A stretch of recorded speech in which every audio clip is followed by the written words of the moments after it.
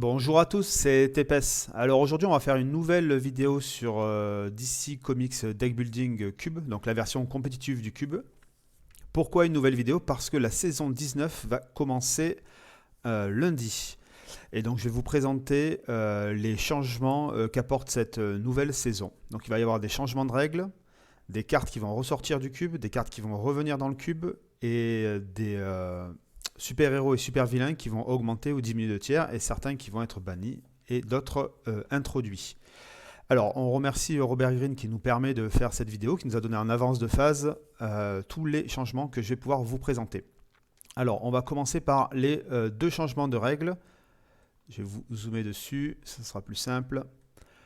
Ok, alors le premier changement, on va l'appeler le changement Duplicate. Alors, à n'importe quel moment dans la partie dorénavant, un joueur peut dire qu'il voit deux cartes similaires dans la line-up. Donc ça symbolise la line-up. Donc je vois ici que le blaster y est deux fois, je peux le signaler, n'importe qui peut le faire. À ce moment-là, on retire de la partie une des deux cartes et on la remplace par la carte de dessus du main deck. Voilà, donc ça permet d'éviter qu'il y ait trop de fois les mêmes cartes dans la line-up. Donc ça c'est la règle numéro 1. La deuxième règle qui était très attendue par les joueurs de tournoi, c'est la règle du mulligan. Donc comment va se passer cette règle-là? Donc après avoir drafté nos super-héros et super-vilains, mais avant d'avoir révélé la line-up, en commençant par le premier joueur, il va pouvoir révéler sa main si sa main contient exactement 5 coups de poing ou une main qui contient 2 coups de poing et 3 vulnérables. À ce moment-là, il peut donc demander un mulligan, c'est-à-dire défausser sa main, la remélanger dans son deck et repiocher une nouvelle main. Chaque joueur pourra le faire donc dans l'ordre du tour, mais une seule fois par partie. Qu'est-ce que ça va éviter? Ça va éviter les mains désastreuses, où on commence la partie avec juste 2 coups de poing, c'est-à-dire 2 de puissance, puis après 5. Ça peut être totalement désastreux, ça peut ruiner la partie en fait au tour 1. Donc maintenant, ça n'arrivera plus. Il faudra juste espérer qu'après avoir remélangé et fait notre mulligan, on ne repioche pas une de ces mains-là. Mais déjà, la correction va apporter énormément. Alors, on va enchaîner par les autres changements. Donc, il y a des cartes qui rejoignent le cube. Donc, je les ai mis dans la catégorie Cube In. On va aller dessus. Donc, on a Ancienne Map, qui est en 2 exemplaires, qui rejoint le cube. C'est un équipement qui est ongoing, qui est très apprécié, qui permet quelques combos.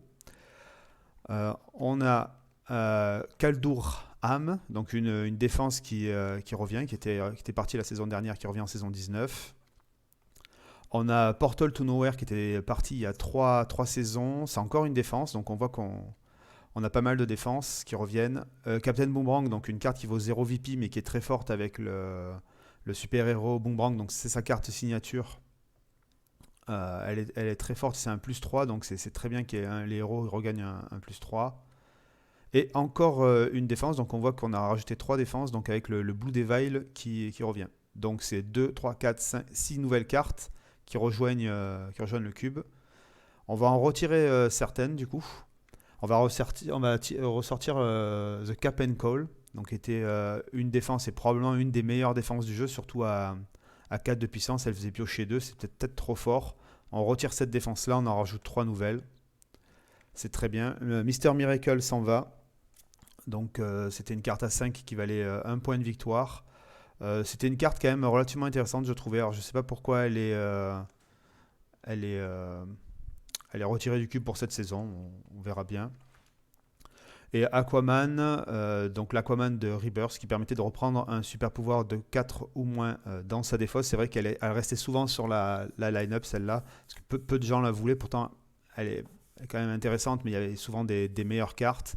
Donc elle tankait un peu la line-up. Donc j'imagine qu'elle sort du cube pour un peu fluidifier les choses.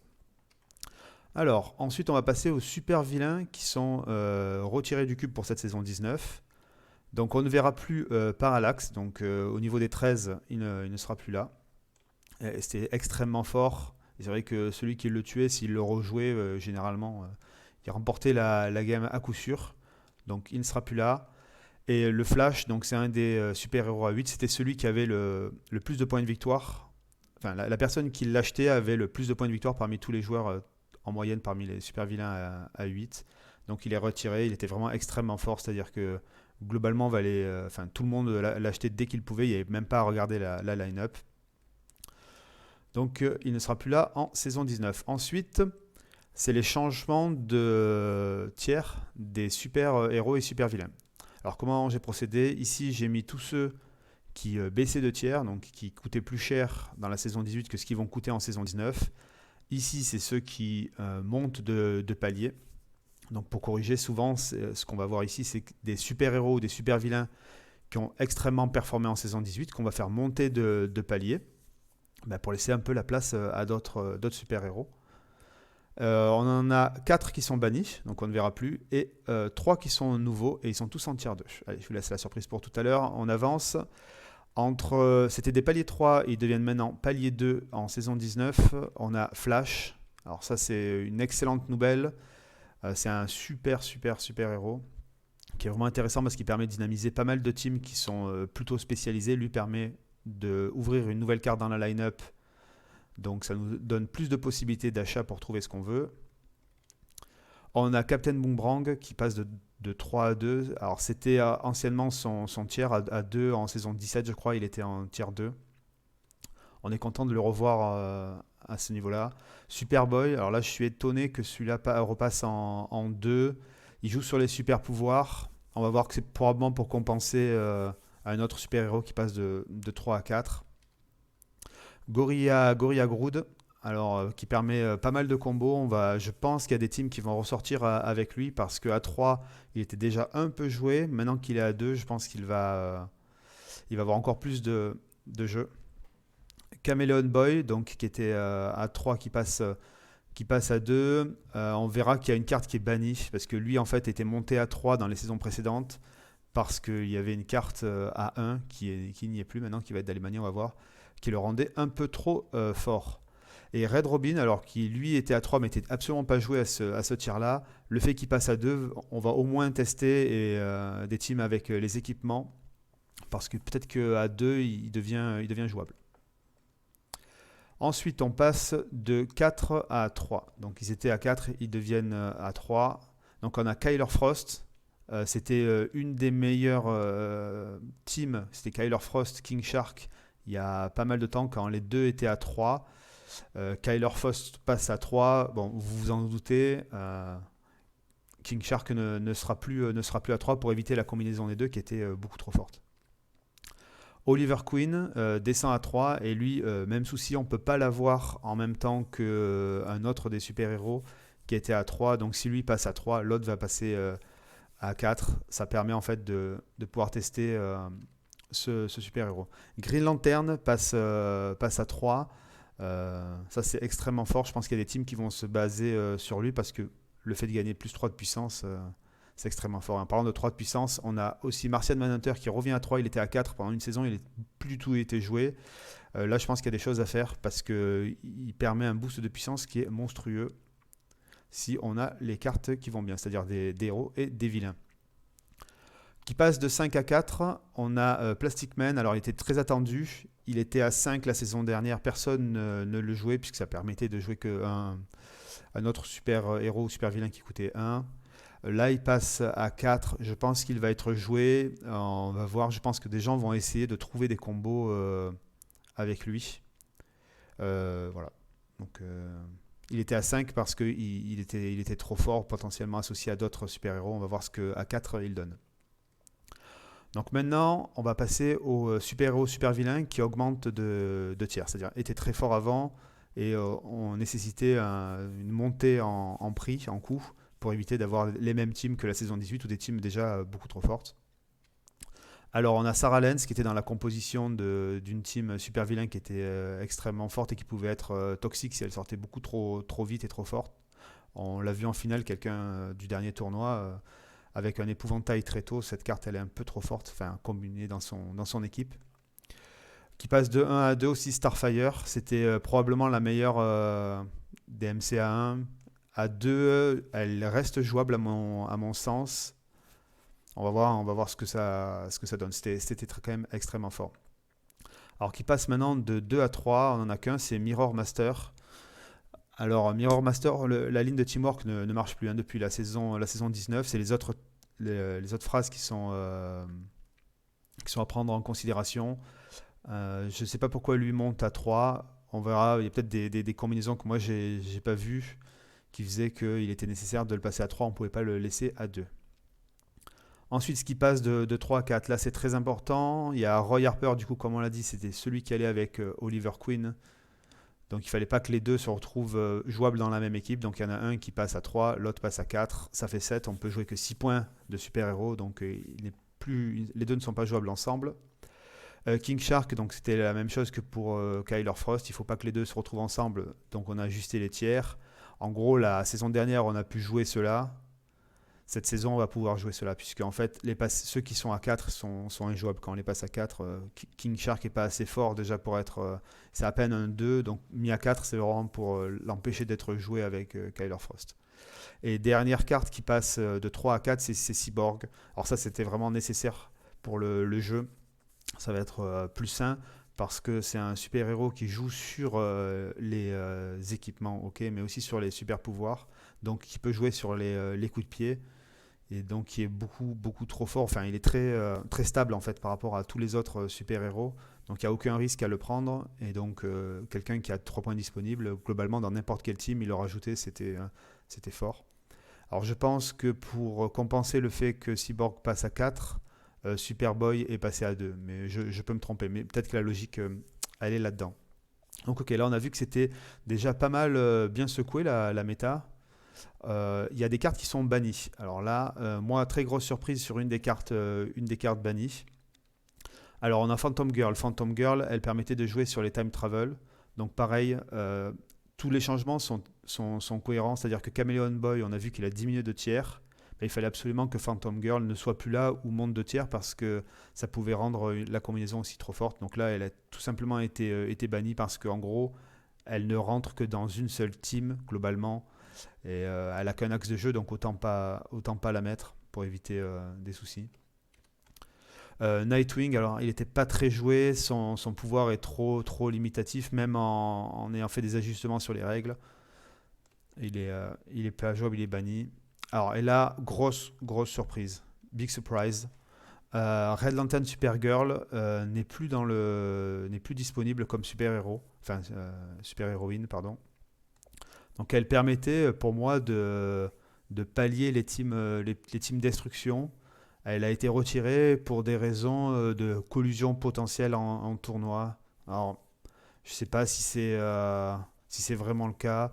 Ce que les organisateurs de tournois veulent éviter, c'est que un joueur prenne ça et on va dire un coéquipier à lui, même si c'est un jeu où tout le monde doit essayer de gagner, et détruisent en boucle, même s'il n'a pas intérêt à le faire pour faire piocher son allié, on va dire. Bon, je suis pas sûr qu'il y ait eu beaucoup de collisions en tournoi et encore moins avec cette carte-là. On va voir ce que ça donne. J'ai mis des doutes sur son ban. J'espère qu'elle reviendra en saison 20 parce qu'à mon avis, elle est nécessaire pour la méta. Ensuite, on a Bizarro. Bizarro, je pense que c'est un peu le même souci que la Red Lantern Supergirl. Je pense qu'il est retiré à cause de potentiels problèmes de collusion. Euh, Si un de nos alliés, on va dire, sur la table nous crible de faiblesse, on peut peut-être s'en servir, mais je vois que cette raison-là pour le bannir. Mais, ou peut-être que du fait que Red Lantern Supergirl ne soit plus là, peut-être que les teams destruction sont trop fortes si elles sont associées à Bizarro, peut-être. En tout cas, on ne pourra pas jouer ces super-héros-là durant la saison 19. Et on a donc 3 nouveaux super-héros qui rejoignent le cube. Donc ils n'étaient pas jouables avant. Ils sont tous en niveau 2, ce qui fait plaisir parce que ça veut dire quand même qu'on a pas mal de super-héros en rang 2. Donc on voit qu'il y en a déjà plusieurs qui sont passés de 3 à 2, plus 3 nouveaux. Ça va être pas mal parce que j'ai une méta où on peut jouer des teams 3-3 ou 2-2-2, c'est vraiment très intéressant. Donc alors les nouveaux, on a Batman qui vient de Rival 1, Donc à la fin de notre tour, on peut piocher une carte de plus si on a acheté ou gagné un ou plusieurs équipements durant le tour. Donc ça c'est excellent. C'est la contrepartie de Wonder Woman et de Lex Luthor. Wonder Woman, elle faisait piocher pour les vilains. Lex Luthor faisait piocher pour les héros. Il manquait celle pour les équipements. Donc c'est très bien. Ça va pouvoir, à mon avis, introduire de nouvelles teams et de nouveaux angles. Il y avait peu de teams qui jouaient sur les équipements. Il y en avait une ou deux, globalement. Je pense que cette carte-là va pouvoir faire revenir ces teams-là, enfin, des teams axées sur les équipements. Surtout que bon, Cyborg n'étant plus à 3, c'est correct. Donc on peut essayer de faire la team des deux, Cyborg plus Batman, mais je pense qu'il y a beaucoup mieux à faire et on va se creuser la tête pour trouver mieux. Ensuite, on a Hal Jordan qui a été secouru. Donc en gros, là, ça c'est les cartes que je vous montre, les nouvelles, c'est des récompenses de tournoi en fait. C'est celui qui a fini premier, il en a sauvé un. Celui qui a fini, enfin premier, il en a sauvé deux, pardon. Et celui qui a fini deuxième du dernier tournoi en a sauvé un de plus. Alors Hal Jordan, la seconde fois qu'on achète ou qu'on gagne une carte de la line-up durant chacun de ses tours, on peut détruire un starter que l'on contrôle. Donc un starter que l'on a devant nous, qu'on a joué ce tour-ci. C'est très bien. Mais pareil, c'est de la destruction. On va voir si le fait qu'il n'y ait plus Red Lantern Supergirl, enfin Red Lantern pardon, Supergirl est impactant ou non. Et dernière carte qui est ajoutée, Circe. Donc chaque fois qu'on achète un vilain ou qu'on le gagne, on peut le mettre au-dessus de notre deck. Donc là, je l'ai traduit comme et traduit la carte dans le jeu, hein, puisque dans le cube. Puisqu'en fait là, il y a marqué Any Player Deck, mais avec les règles du cube, ça fait uniquement chez soi. Très bien, c'est un Aquaman pour uniquement les vilains. Je pense qu'il y a des choses à faire aussi avec elle. Donc c'est très très intéressant à voir ce qu'on peut en faire. C'est des nouveaux super-héros, donc on est vraiment très content de pouvoir y jouer. Du coup, tous ces changements, on peut les retrouver sur dcdeckbuilding.com. Donc il y a un article qui est paru ce lundi. Je vais vous mettre dans la description de la vidéo les liens pour pouvoir jouer sur Tabletop Simulator à DC Comics en cube.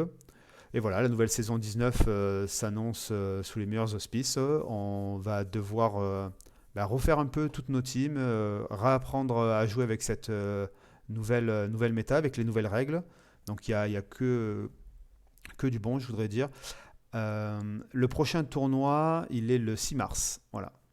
Donc soyez présents et n'hésitez pas à poser vos questions en commentaire de la vidéo. Merci à vous. On se retrouve soit en stream sur ma chaîne, soit sur une prochaine vidéo dédiée au cube. Au revoir.